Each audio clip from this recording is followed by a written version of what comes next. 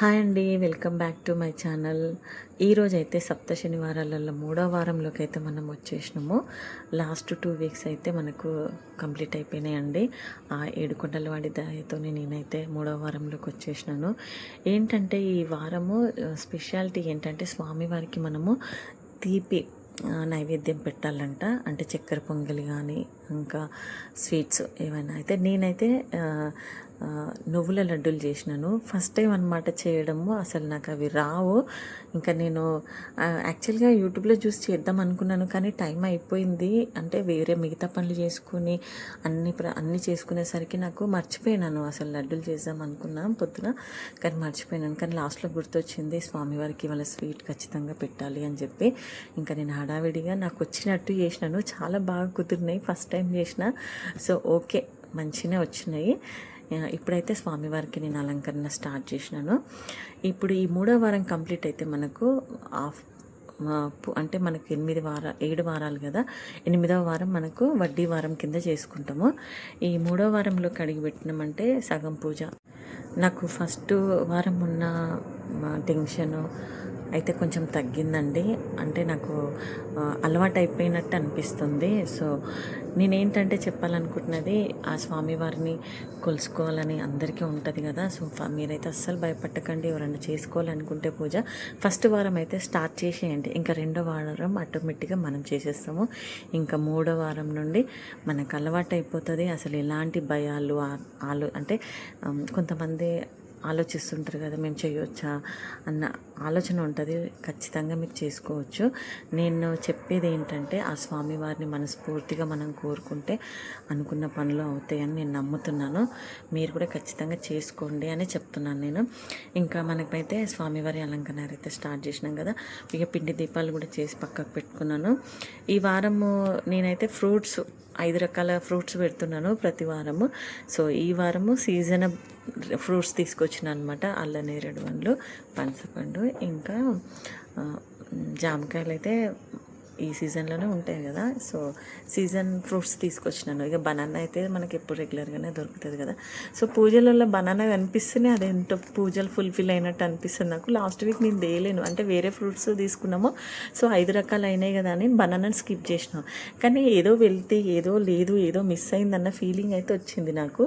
So ఈ వారం అయితే నేను బనానాతోనే 5 రకాలు అనుకొని నేను బనానాను స్కిప్ చేయలేదన్నమాట. సో అదేంటో బనానా ఉండాల్సిందే ఏమో పూజలలో నాకైతే ఇవ్వాలనిపించింది. ఇంకా మనమైతే ఫోటోలకి బొట్టు అయితే పెట్టేసినాను. ఇంకా గౌరమ్మను కూడా చేసేసిన చూడండి. ఇంకా అమ్మవారి గౌరమ్మను కూడా నేను కూర్చోబెట్టేసిన. ఇంకా తులసిమాల అయితే అయిపోయింది స్వామివారికి వేయడము. ఆయనకి ఎంతో ఇష్టమైన ఈ తులసిమాల అయితే మనము ఈ పూజలో అంటే ఒక తులసి ఆకైనా సరే మనం ఆయనకు సమర్పించుకోవచ్చు అనమాట. ఇంకా అమ్మవారి కోసము ఆయనకి మల్లెపూల దండ. ఇంకా చూడండి, ఈ ఒత్తుల దండ అయితే కంపల్సరీ మనం పూజలో ఖచ్చితంగా వాడతాము. ఈ దండ కూడా నేను వేసేస్తున్నాను. మార్నింగ్ ఇంట్లో పూజ చేసుకున్నప్పుడు ఈ వెంకటేశ్వర స్వామికి నేను అలంకరణ చేసి పెట్టాను ఆల్రెడీ. సో ఆయనను అలాగే కూర్చోబెట్టుకున్నాను. ఇంకా సో అయిపోయింది. ఇంకా స్వామివారి ఫోటోకి అలంకరణ అయితే అయిపోయింది. ఇంకా వినాయకుడు అయితే కంపల్సరీ ఉండాలి కదా ప్రతి పూజలో. ఫస్ట్ పూజ ఆయనకే కదా వినాయకుడికి. ఇంకా నేను కలశం కూడా పెట్టేసినాను, అయిపోయింది.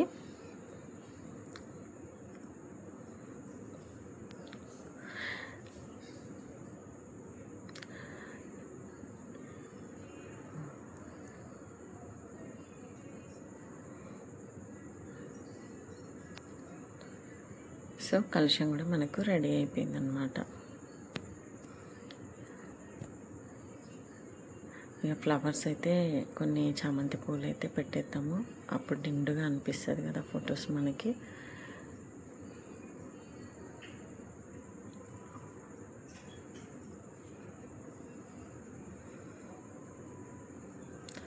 ఇంకా స్వామివారికి అయితే ఫ్రూట్స్ చెప్పాను కదా, సీజన్ ఫ్రూట్స్ తెచ్చిన ఈసారి అని చెప్పి.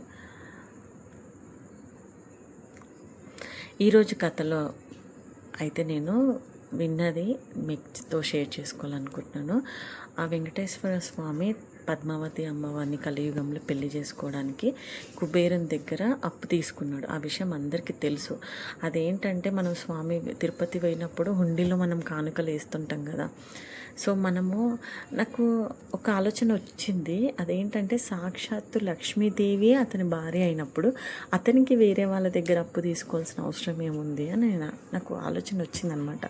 సో ఈరోజు కథ విన్నాక నాకు అది ఒక ఆలోచన క్లారిఫై అయిపోయింది. అంటే నాకు ఒక డౌట్ ఉండేది ఇప్పుడు, సో అది క్లారిఫై అయింది. అదేంటంటే మనకు లక్ష్మీదేవి యొక్క భూలోకం వచ్చేస్తారు కదా, అప్పుడు విష్ణుమూర్తి మీ దగ్గర అలిగి, సో అప్పుడు ఆమె భూలోకం వచ్చిన తర్వాత ఆయన ఇంకా లక్ష్మీదేవి లేని ప్లేస్లో నేను ఉండలేను అని వైకుంఠంలో ఆయన కూడా భూలోకానికి వచ్చి అప్పుడు ఒక దగ్గర తపస్సు చేసి ఇంకా ఆయన వాళ్ళ అమ్మాయిన వకులాదేవిని కలిసి ఇక అలా ఆయన ఇంకా ఒక స్టేజ్కి అంటే ఆ వకులాదేవిని కలిసిన తర్వాత కొంచెం ఆయన ఏంటంటే ఇంకా లక్ష్మీదేవి అక్కడ పక్కకు ఉండిపోతుంది, ఇక్కడ ఈయన పద్మావతిని ఇష్టపడి పెళ్లి చేసుకోవాలని అనుకుంటాడు అనమాట.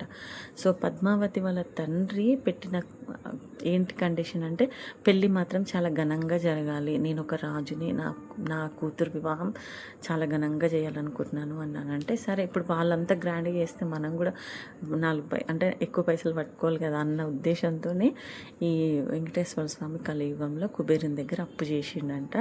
సో ఆయన ఏంటి కండిషన్ అంటే మన కుబేరునికి వెంకటేశ్వర స్వామి అదే ప్రామిసరీ నోట్ అంటాం కదా ఇప్పుడు మనము, అప్పట్లో కూడా ఆయనకు నోట్ రాసి ఇచ్చిండంట. అది మనకు తిరుపతిలో కోనేరు ఉంది కదా, కోనేరు పక్కకు ఒక చెట్టు ఉంటుంది, ఆ చెట్టు కింద ఉంది అని విన్నాను నేను పురాణాలలో. అంటే అప్పుడప్పుడు వెంకటేశ్వర స్వామి గురించి నేను స్టోరీస్ యూట్యూబ్లో వింటుంటాను అనమాట. సో నాకు ఆ చెట్టు కింద ఇప్పటికీ ఉందంట ఆ నోటు. సో ఇంకా ఆయన కండిషన్ ఏంటంటే కలియుగాంతం అంటే మనం ఉన్నన్ని రోజులు నా భక్తులు ఇచ్చే కానుకలు నీకు వడ్డీ కిందకే ఇస్తాను, ఇంకా అసలు కాదు అని చెప్పి ఆయనకు మాట ఇచ్చిండంట.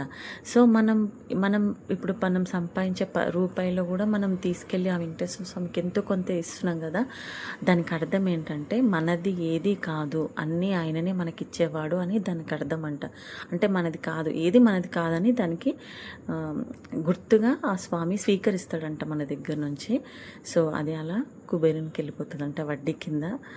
ఇంకా అదొకటి. ఇంకొకటి ఏంటంటే శనిదేవునికి వెంకటేశ్వర స్వామికి మధ్యలో ఒక ఒప్పందం ఉందంట. అదేంటంటే ఈ వెంకటేశ్వర స్వామి శనివారం రోజు ఆయనకు ఉపవాసం ఉండి ఆయనని ఎవరైతే మనస్ఫూర్తిగా పూజించుకుంటారో, ఆయనని ఎవరైతే వెంకటేశ్వర స్వామిని నమ్ముకొని ముందుకు నడుస్తారో వాళ్ళని ఈ శనిదేవుడు పట్టి పీడించను అని స్వామివారికి మాట ఇచ్చిందంట.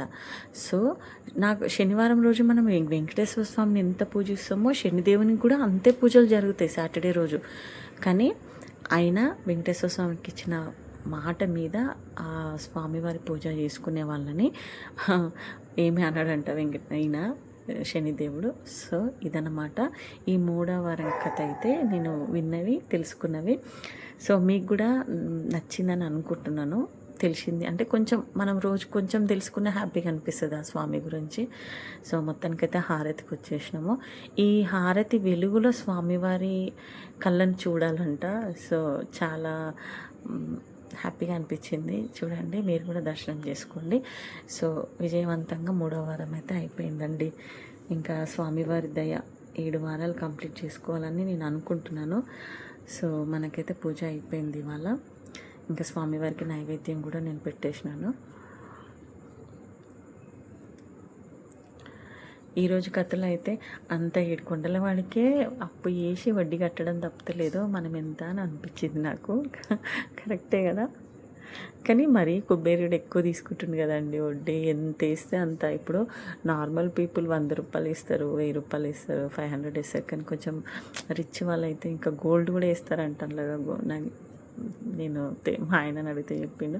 సో వస్తాయి కదా మనకు. ఇప్పుడు స్వామివారి ఉండి ఇంతగా కలెక్షన్ ఇన్ని లక్షలు అని చెప్తుంటారు, ఇంత బంగారం అని చెప్తుంటారు కదా, అదంతా కుబేరునికి అంటే ఇంకా అక్కడ తిరుపతిలో ఇంకా అక్కడ స్వామివారి సేవకే వాడతారు అనుకోండి డబ్బులు. కానీ ఈ పురాణాలు అయితే అట్లున్నాయి మనకు. సో మొత్తానికైతే స్వామివారి పూజ కంప్లీట్ అయిపోయిందండి. థ్యాంక్స్ ఫర్ వాచింగ్ అండి. వీడియో స్కిప్ చేయకుండా ఇంతవరకు చూసినందుకు థ్యాంక్ యూ.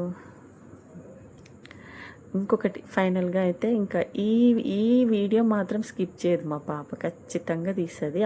అప్పుడు ఫోన్ షేక్ చేయది, ఇంకా నార్మల్ మంచి హ్యాపీగా తీస్తుంది. ఏంటి వాళ్ళ డాడీ కాలు మొక్కేటప్పుడు వాళ్ళకు నచ్చిన ఇష్టమైన ఘట్టం అనమాట ఇది. ఓకే అండి, థ్యాంక్స్ ఫర్ వాచింగ్ అండి. ఇంకా ఫైనల్ ర్యాండమ్ పిక్స్ అయితే నేను అప్లోడ్ చేసేసినాను. Okay bye, please subscribe.